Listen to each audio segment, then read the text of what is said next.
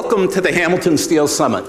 For Hamilton, steel is an employer of about 10,000 people locally, and we estimate about 40,000 are employed in spin-off industries.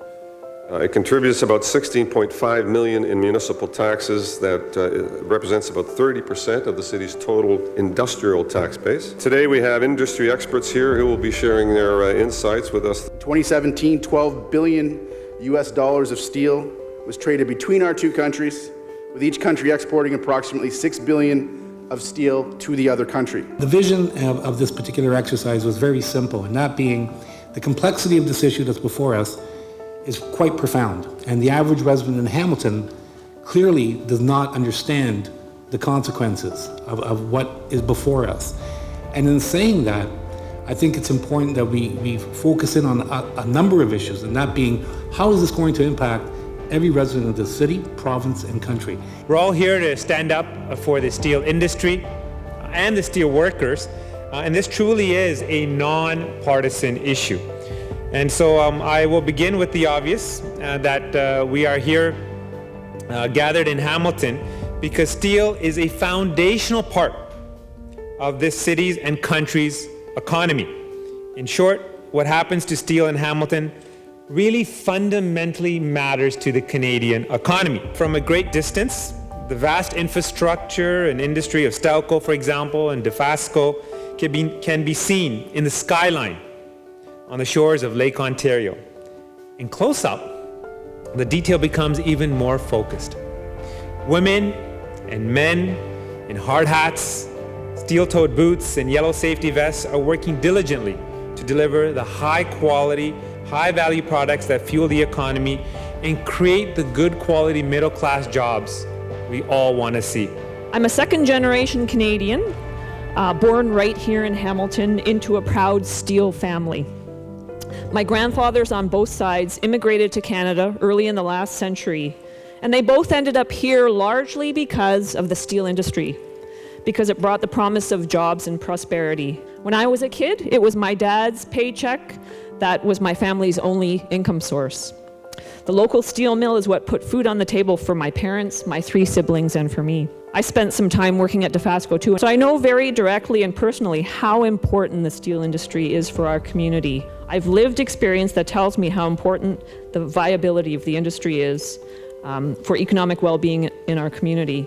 I'm also here today because I want to make sure that we also stay focused, even in the face of crisis, on ensuring that our steel industry continues to invest in environmental upgrades. Current trade climate, in one word, it's stormy. President John F. Kennedy said this about the Canada-U.S. relationship. Geography's made us neighbors, history has made us friends, economics has made us partners, and necessity has made us allies. Our relationship with the United States has radically changed under the President Trump administration.